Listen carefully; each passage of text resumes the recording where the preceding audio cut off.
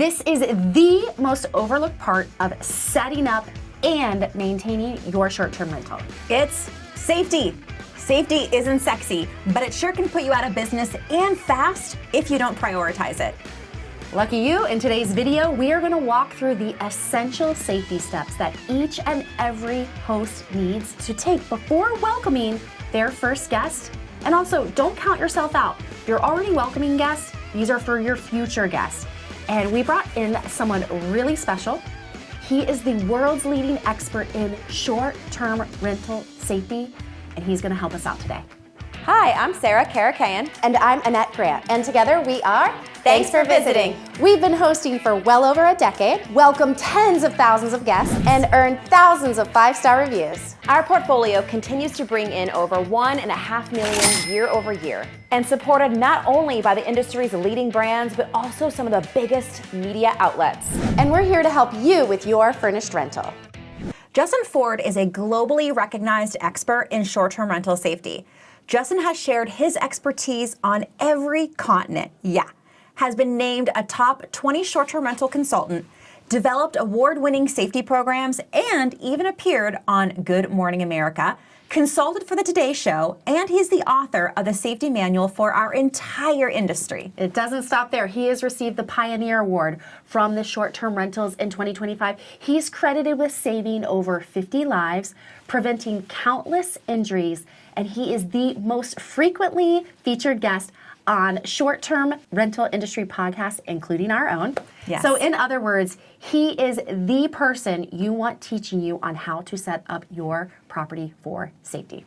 As we prepare our 135-acre glamping site to welcome its very first guest, we're very much still in the construction phase here, but we didn't want to get too far down the road and have Justin have us redo things. So we invited Justin to walk the property with us. That's right. It's so important to us. We flew Justin to Ohio so that we could have his expertise on our property. And so if you missed the video where we shared the how and the why we bought this land, we'll make sure to link it below for you.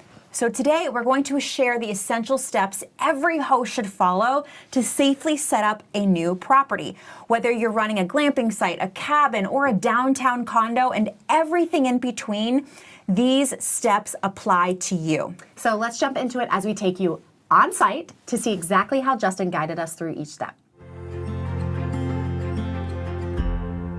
Planning for the guest arriving at the property is really important. And one of the things that a lot of people don't do is take the time to actually go through what that experience is going to be for the guests. They may walk down the path, they may turn on the lights, they may come at night, but they're not like taking the actual suitcase, pulling out a cell phone because they're going to maybe have a code information they need in here. They might even be just picking up the Wi-Fi signal and starting to put that in. So there's a lot of things going on. They've just driven 4 hours, 5 hours, flown in by plane, and they might have stopped and had a glass of wine on the way. So there's a lot of things going on. You've got to go through that experience yourself. And you're going to find, oh my gosh, we've got to move these pavers this way. We've got to adjust this step. Holy smokes, they have to walk out around a bush as they're approaching the property. So go through that experience. You're going to find all the hazards, and then you can fix them all.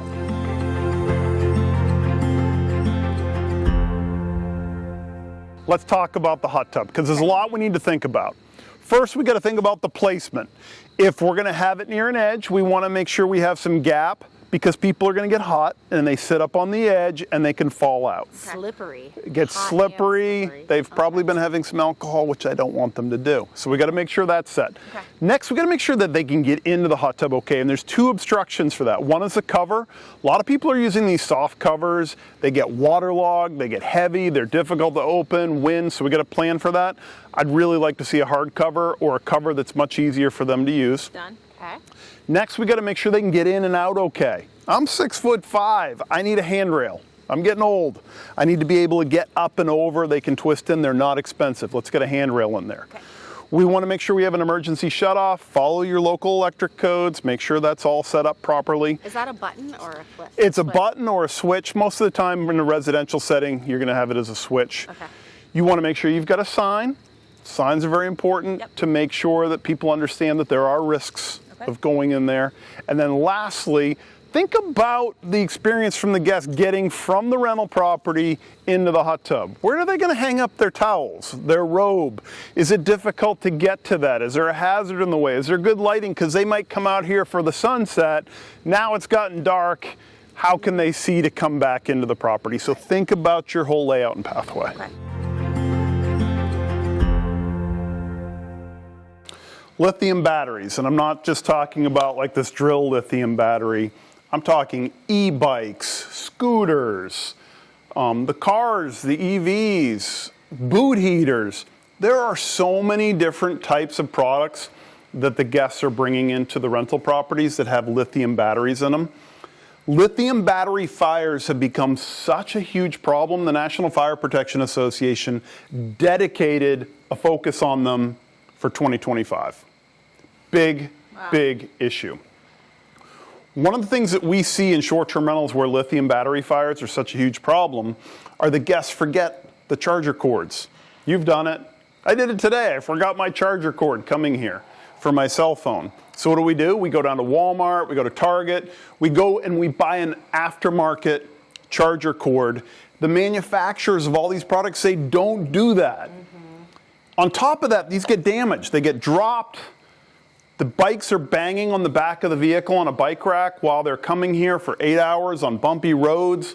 All of these things can lead to a fire. And these fires aren't like, oh my gosh, it's a cooking fire, get the fire extinguisher. These fires erupt quick. And they're big flames and they're so hot and you can't put them out with water. You can't even easily put them out with a fire extinguisher. It's get the heck out. Like an explosion? It's an explosive fire. It's fast. It's so crazy when you see these, and I mean, look at this bike right here that's just bursting into flames really quick charging. So, how do we address these in short-term rentals? We've got to make guests more aware of it. And this is new. We've got to get out in front of it, put up some safety signage, designate charging areas, remind guests, please follow your manufacturer instructions when you're charging these items in my property. EVs are coming. You're not going to stop it. Make sure the circuits are dedicated and have been inspected by an electrician. Just create a lot more awareness around it. We know from insurance statistics that the most likely time a guest is going to get injured is in that first hour of arrival. It's going to be a slip, trip, or fall. It's when they're first getting here to that property. They're not familiar with it, so we've got to adjust and prepare for that. We know it's going to happen. Number two is we also have to plan for the next night, because sometimes some of you are turning the lights on for your guest's arrival for that first night, so the guests are accustomed to it. Second day, they're out hiking all day. They come back. No one's turned the lights on. Now it's unfamiliar. Great opportunity to get some automated lighting in here, or make sure you get that information to the guest ahead of time on how to turn the lights on if they're going to be out, into the dusk hours. Those statistics, is it mostly at night? Yeah, mostly at night. And, we're in fall right now. The leaves are falling, getting darker earlier. This is the time of year when we're seeing that even more susceptible. Several things to think about with egress. So egress is real simple. We're talking about my favorites. You taught me all about egress. Sleeping area egress. It's a code in all 50 states in the U.S. Guests need to be able to get out of the property quickly in a fire. And with all the different chemicals that are in all the furnishings we're putting in the houses today, people have less than 3 minutes to get out. So very simple. They need 3 minutes. Out of any size house? Yeah, and when I was a kid, it was 15 minutes. That shows you the difference in what's changed. Formaldehydes, the particle boards. Yeah, we used to have real wood in the homes that we live in. 3 minutes is not long at all. And a lot of it's going to be chemicals. It's not just smoke. It's all the different things that are burning in the plastics, your computers, your furnishings, the kitchen, refrigerators. So this is just for anyone when there's a fire. Like, don't go back for any heirloom. No, get the heck out as quick as you can, because you're going to get overcome with it. Okay. In fact, when I was a firefighter, when I was first a firefighter, we used to wash our gear once a year. Now, firefighters have to wash their gear after every single fire because there's so many carcinogens that get put into their firefighting gear. Okay, so 3 minutes. 3 minutes. No matter what. So we've got to go through the whole plan and think about it. Someone needs to be able to get outside. If they are going to go more than 20 feet, we should have an escape ladder. I love putting a sign on a door that says escape ladder under the bed. There's a great new product out there. It was on Shark Tank recently where you can permanently attach the escape ladder underneath the window. So option there. We need to make sure that if it's a kid's room, thinking about the blinds. A lot of times people are putting these nice big heavy expensive blinds inside of a bedroom, but don't account for the fact that can someone have the strength to pull those blinds and open them to get out. And then once they're presented with the window, can they easily open the window? If you can't open it on a bright sunny day when you're setting up your rental property, trust me, late at night a guest isn't going to be able to do that easily as well. So go through what the guest is going to experience. Turn out the lights, go into the sleeping area, and make sure that you're going to be able to get out in a moment of panic on a dark night when you have very little time to do it. So you've got a couple options when it comes to fire pits. Wood burning. People love the smell of the wood burning fire pit. It's that ambience, that old school, back to boys and girls camp. But obviously those come with some risks. And then you've got gas. And a gas fire pit, maybe you feel more comfortable putting up on the deck or closer to the property. There's a couple things to think about when it comes to either one of those. Wood burning fire pit, we want to make sure we've got a good water source for them to put it out. And this is gas or wood, we want them high off the ground. You don't want to put something buried in the ground. Most of the injuries we see with fire pits are from people tripping and falling into them. So how high? So I'd like to see it at least 2.5 feet off of the ground. Get it up there so it's not as easy. And think about a setting. So if we're doing a wood fire pit here, we want to have a big area, chairs set back, so if people get up out of the chairs, they can do it. Now, if you want people roasting marshmallows, you got to go wood. Because if you use a gas fire pit, we don't want people cooking on there. That is where you see a lot of injuries as well. You see people dripping the marshmallows into the gas rocks, all that kind of stuff.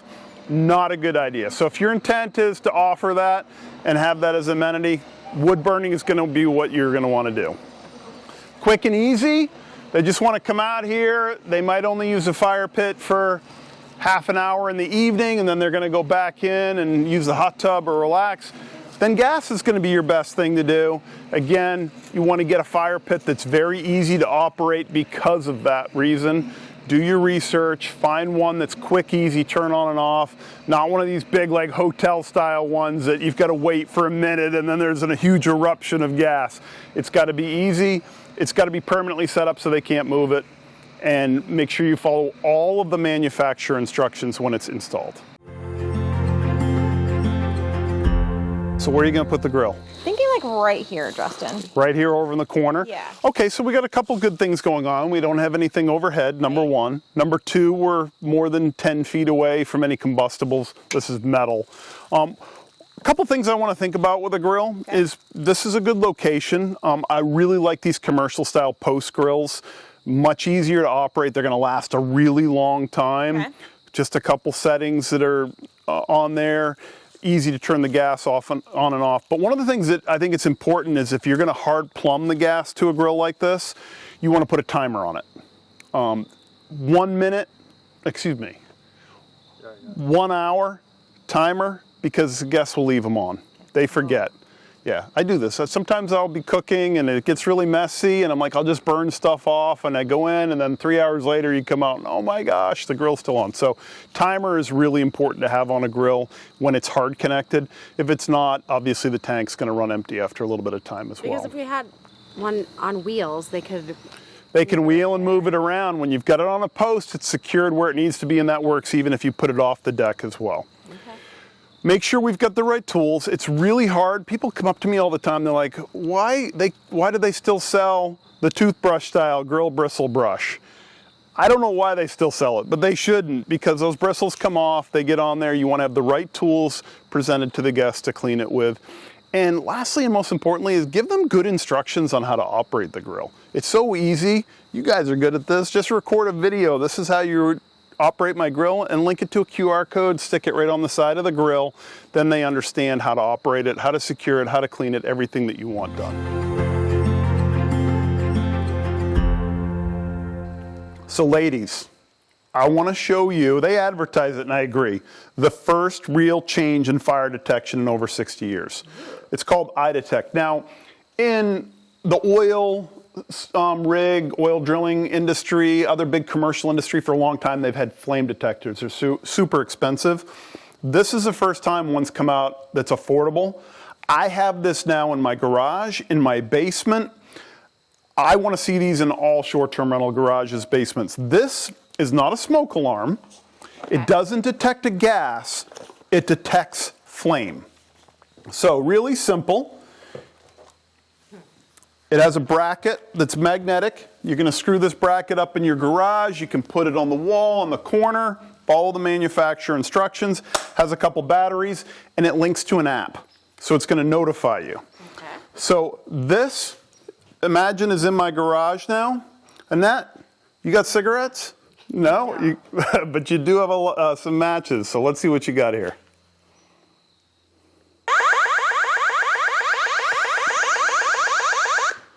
I detect a flame. Pretty wild, huh? I detect a flame. How did it do that? So it has a sensor in here, and all it does is detect the light that comes from a flame. Only a flame, not the sun. Do I have to be close to it, or can No, I? go back over there and show. Watch though. Yeah, but don't. Hot tub's over there. Okay. We're outside. Yeah.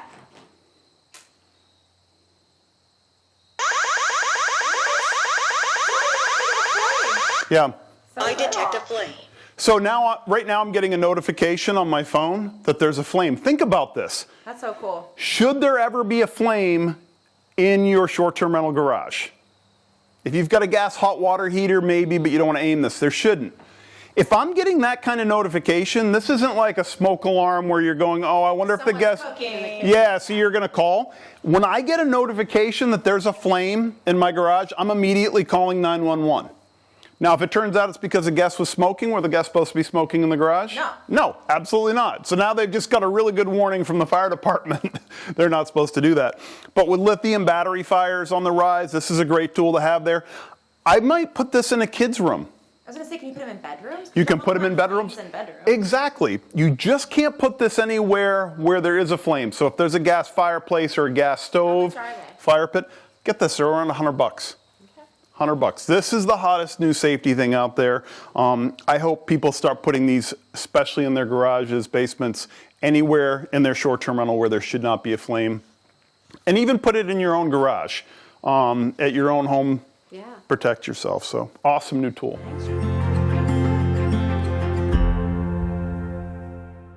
So we're up this long driveway. It's a good distance down to the main road. We've got to have communication with the fire department. Got to understand how EMS and fire are going to respond to this property before we even get started on putting people up here for the night. So making sure, first off, that our canopy, our tree canopy above, is clear enough. Some of these fire trucks are pretty big.